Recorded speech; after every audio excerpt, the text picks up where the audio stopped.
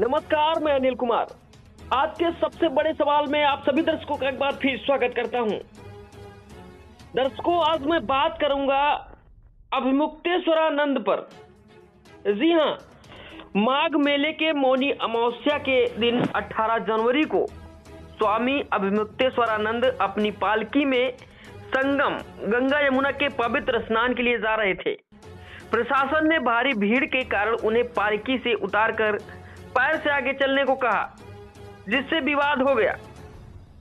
विवाद बढ़ता तो पुलिस, मेला प्रशासन और स्वामी के अनुयायियों के बीच धक्का मुक्की जैसी स्थिति भी बनी और बाद में प्रशासन ने उनसे उनके शंकराचार्य पद के प्रमाण के बारे में भी नोटिस जारी किया। स्वामी ने कहा कि उन्हें सम्मान पूर्वक संगम स्नान की अनुमति नहीं दी गई और उन्हें रोकना धार्मिक परंपरा और सम्मान का अपमान है। उन्होंने धरना प्रदर्शन किया और लगभग 10-11 दिन तक शिविर के बाहर बैठे रहे, प्रशासन से निंदा जताई और न्याय की मांग रखी। इन सब विषयों पर और अधिक जानकारी के साथ हमारे सहयोगी वरिष्ठ पत्रकार दिनेश कुमार वर्मा जी हमारे साथ जुड़ गए हैं। दिनेश जी, आपका बहुत बहुत स्वागत है। जी अनिल बाबू जी, ठीक है। आपने जो अपने डिबेट में हमको शामिल किया, इसके लिए बहुत बहुत आभार। दिनेश जी, हमारे दर्शक जानना चाहते हैं, आखिर जो अभिमुक्तेश्वरानंद हैं, शंकराचार्य हैं, इनको मौनी अमावस्या के दिन माघ मेले में संगम स्नान करने का क्यों रोका गया और आखिर क्या पूरा मामला था? क्या कुछ जानकारी है आपके पास? जानकारी ये है कि जिस तरीके से और शंकराचार्य अभिमुक्तेश्वरानंद जी हमेशा सटीक बात कहते हैं और जो है चाहे कांग्रेस की सरकार रही हो, चाहे किसी भी पार्टी सरकार रही हो, वो हमेशा जो है जो उचित लगता है वो बोलते हैं, जो सत्य होता है जी। और इसीलिए जो है उन्होंने मुखर होकर के जो है 1-2 बार जो गलतियां की भारतीय जनता पार्टी ने जी, तो उसी का विरोध किया। इसीलिए जो है उसको पालकी से रोका गया। उसमें विरोध का एक बात है, जैसे कि संगीत सोम जो पूर्व विधायक हैं, भारतीय जनता पार्टी के पूर्व विधायक हैं जी, उनके स्लाटर हाउस चलते हैं, शादी में स्लाटर हाउस चलते हैं। इसका विरोध किया कि जो सरकार बनी है भारतीय जनता पार्टी की, वह हिंदुत्व के बल पर बनी है जी। लेकिन हिंदुत्व के बल पर बनी सरकार के नुमाइंदे, यहाँ तक उनके मंत्री, MP, MLA भी जो है वो कृषि कराते हैं जी। इसीलिए जो है उनको माघी मेले जाने से रोका गया और कोई विशेष बात नहीं है। जब वहाँ पर VIP मंत्री, संतरी, विधायक सब लोग जा सकते हैं जी, तो शंकराचार्य क्यों नहीं जा सकता है? दिनेश जी, लेकिन कोई जी दिनेश जी, सरकार तो हिंदुओं के पक्ष में है, हिंदुओं की सरकार है, जो बाबा हैं, संत हैं, उनका बड़ा सम्मान करती है। योगी जी खुद संत हैं, इसके बाद फिर ऐसा सवाल क्यों उठ रहा है? श्रीमान जी, हम बताना चाहते हैं कि ये सब दिखावा है। जैसे हाथी के दांत खाने के और होते हैं जी, दिखाने के और होते हैं जी। भारतीय जनता पार्टी न तो किसी की है, न तो हिंदुओं की है, न तो मुसलमानों की है, न तो बैकवर्ड की है, किसी की है ही नहीं। बस केवल इसको एन केन प्रकार सत्ता चाहिए, गद्दी चाहिए जी। ये हमेशा गद्दी की भूखी रहती है और किसी की जो है इसे कोई मतलब नहीं रहता है। जैसे पहले इन्होंने हिंदू मुस्लिम करके जो है सत्ता में आए जी। उसके बाद हिंदू मुस्लिम की काट जो है, हिंदू मुस्लिम का जो है लड़ाई झगड़ा कम पड़ा जी। फिर वही फिर जो है श्री राम जन्मभूमि के नंबर से आए, लेकिन 2022 में श्री राम जन्मभूमि मंदिर फीका पड़ गया, यहाँ तक अयोध्या से भी हार गए जी। तो इनका मतलब यही रहा कि अब हम किसको जो है बारी बारी से जो है पहले हिंदुओं को प्रताड़ित, बैकवर्ड को प्रताड़ित, पहले जो है अल्पसंख्यक मुसलमान को प्रताड़ित किया जी, फिर दलितों को प्रताड़ित किया, फिर बैकवर्ड को प्रताड़ित किया, कि किसी के सगे नहीं है। उसके बाद अब रही सही के सर जो हिंदुत्व के बल पर आई है, तो एक नहीं, अयोध्या में सैकड़ों मंदिर तोड़े गए जी, मणिकर्णिका घाट में सैकड़ों मंदिर तोड़े गए, प्रयागराज में और मुक्तेश्वर से जो है पंगा मोल लिया, बिना मतलब पंगा मोल लिया जी। जब VIP जा सकते हैं तो वो पालकी के लिए क्या दिक्कत होती? पिछले साल कुंभ मेले में जो है, कुंभ मेले में जी भगदड़ मची थी, VIP से जा रहे थे, भगदड़ मची, साधु संतों की सलाह कैसे नहीं मची। अच्छा, उसके बाद एक सवाल और उसका है, वो प्रमाण मांग रहे हैं जी। मेला प्रशासन, जिला प्रशासन, प्रशासन योगी पुलिस जी उनसे प्रमाण मांग रही है कि आप शंकराचार्य की नहीं है, शंकराचार्य होने का प्रमाण की नहीं है जी। हाँ, होने का प्रमाण मांग रही है। तो क्या उनको पिछले साल जब महाकुंभ मेला था तो कुंभ मेले में उन्होंने जो है जो एक स्मारिका छपवाई थी, स्मारिका छपवाई थी, स्मारिका में और मुक्तेश्वरानंद का फोटो छपा था। उसके पीछे तमाम सारे जो है अधिकारी कर्मचारी सब खड़े थे, मेला कमेटी, मेला प्रबंधक के लोग खड़े थे। यानी तब उन्होंने खुद ही कहा था कि आप जो है शंकराचार्य हैं। जब मेला प्रशासन ने कहा और जब उत्तर प्रदेश सरकार के नुमाइंदों ने कहा कि आप जो है तो प्रमाण मांगने की किया, जो उनको खुद एक साल पहले मिल गया प्रमाण, नहीं थे शंकराचार्य तो पिछले साल ही उनको रोक देते। जी बिल्कुल। तो ये भी मांगना गलत है, लेकिन अपनी छल बचाने के लिए, अपनी गलती को छुपाने के लिए तमाम चीजें हथकंडे अपनाए जा रहे हैं। जी दिनेश जी, एक सवाल आपसे और करना चाहेंगे। जो भाजपा सरकार है आखिर शंकराचार्य से शंकराचार्य होने का प्रमाण मांग रही है, ये खैर क्या विषय है ये तो मैं नहीं कहूंगा, लेकिन मैं इतना जरूर जानना चाहता हूं कि जो बाबा राम रहीम है, जो कई केसों में इन्वॉल्व है, जैसे कि रेप है और बलात्कार है, हत्या है, ऐसे कई केसों में वो आरोपी है और जेल भी गया है, इसके बाद में उसको पैरोल हो जाती है। आखिर इसका क्या कारण है? हमने तो बता दिया कि जो है इसे सभी मीडिया के लोग भी कहते हैं, नेता भी लोग कहते हैं कि भाजपा वॉशिंग मशीन का काम करती है, भाजपा वॉशिंग मशीन का काम करती है। आज ही की घटना है कि अजीत पवार जी जो है नहीं रहे हमारे बीच, प्लेन क्रैश हो गया। उसमें भी देखो हम कह रहे हैं कि जहाँ तक हुआ है प्लेन क्रैश कराया गया, हुआ नहीं कि कराया गया है, जो कुछ जांच चल रही है। तो चाहे अजीत हो, कितने बड़े कहते हैं कि टक्की फिशिंग एंड फिशिंग, इस तरीके से भाजपा के लोग कहते थे, लेकिन भाजपा में आ गए तो दूर के झूले हो गए।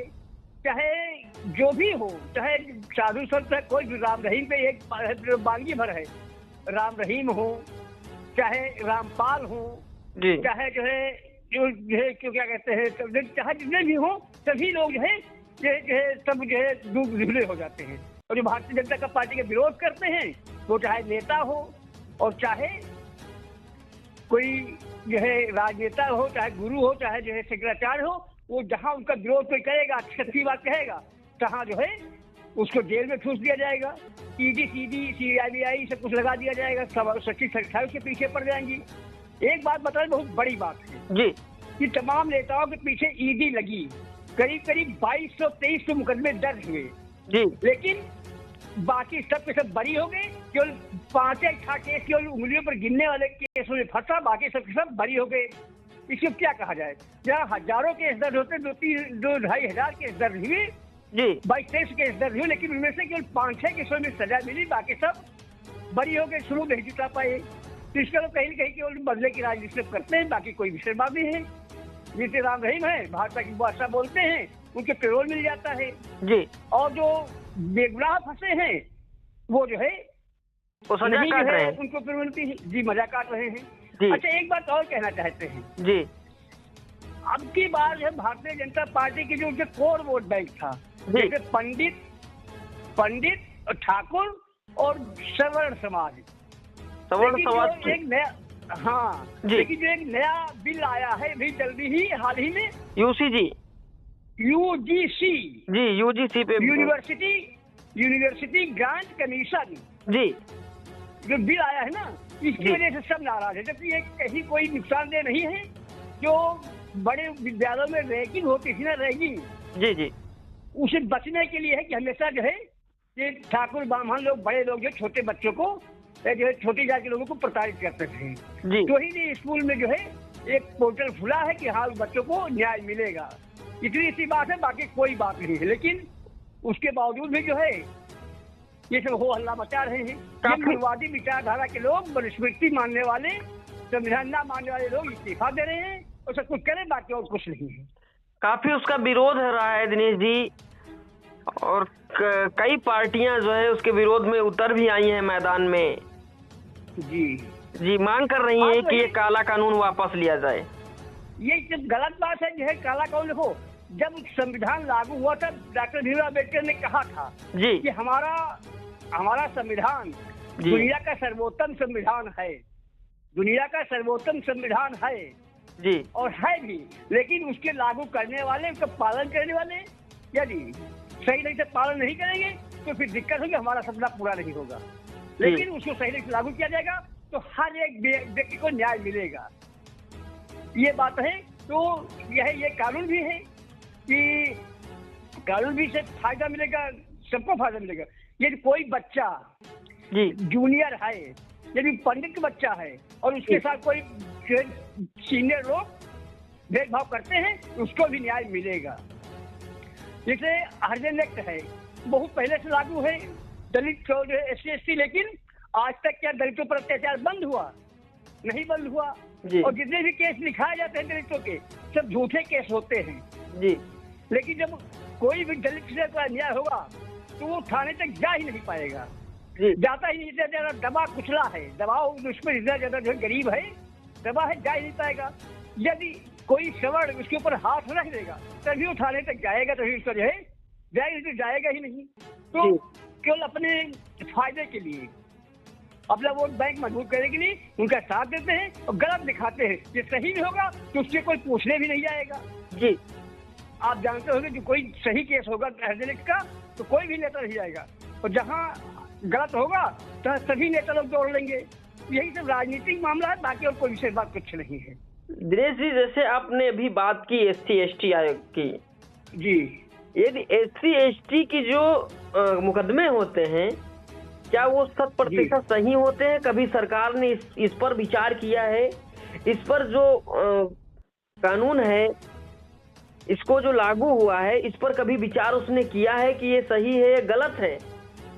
इसमें बहुत से ऐसे निर्दोष होते हैं जो SC ST का शिकार हो जाते हैं। सरकार को ये सोचना चाहिए, एक कोर्ट को भी सोचना चाहिए कि इस पर भी एक विशेष चर्चा होनी चाहिए, बैठक होनी चाहिए कि SC ST लगाने वाले के ऊपर भी जांच होनी चाहिए। अनिल जी, हम आपको बताना चाहते हैं कि जैसे एक शासनकाल हम बता दें मायावती का जी, बहन कुमारी मायावती शासनकाल था, हनक धमक शासनकाल करती थी। उन्होंने एक आदेश जारी किया था कि विद्यालय सभी टीचर 10 बजने में 10 मिनट बाकी रहेंगे तक पहुंच जाने चाहिए। केवल एक आदेश से सारे के सारे टीचर 10 बजे से 10 मिनट रहे तभी पहुंच जाते थे। लेकिन अब 11-12 तक भी टीचर नहीं पहुंचते हैं। तो उसी तरीके से जिस भी थाने में हरिजन एक्ट मुकदमा लिखा जाए, तो जैसे 10 मुकदमे लिखे जाए, 10 में ये 2 निर्दोष, 10 में जो है 8 मामले गलत पाए जाते हैं जिसे सजा नहीं होती है, तो उस दरोगा को उतनी सजा मिलनी चाहिए। बिल्कुल, जो निर्दोष लोग जेल काटे हैं या जो भी दिया गया है जेल काटे, उनको सजा मिलेगी। तो कोई भी गलत निर्णय, कोई गलत है इनकी नहीं हुई, गलत मुकदमा नहीं दर्ज होगा। लेकिन दरोगा क्या होता है, एकदम क्लियर कट बात है, हम किसी की डरते जो हकीकत उसको बयां कर रहे हैं जी। लेकिन कोई जो है दलित गया किसी के साथ, कहा कि भैया एक दलित लिख दीजिए, दरोगा ने कहा ठीक है आपको 1 लाख रुपया मिलेगा, 25,000 हमको ले लीजिएगा, 75,000 रुपये ले लीजिएगा, हम लिखे देते हैं। आंख मूंद करके हरिजन लिख लेते हैं और सरकार से जो लाख रुपए मिलता है उसी के लालच में लिखा जाता है बस जी। और जब सख्ती की जाए दरोगा के ऊपर, लिखने वाले के ऊपर, और जो है उससे वसूली की जाए जी। जिस जो है दलित ने इस केस का नाजायज फायदा उठा करके जो अहेतुक फायदा प्राप्त की है उससे रिकवरी की जाए, तो ऐसी घटनाएं एक भी घटना नहीं होगी। ऐसा होना चाहिए जी।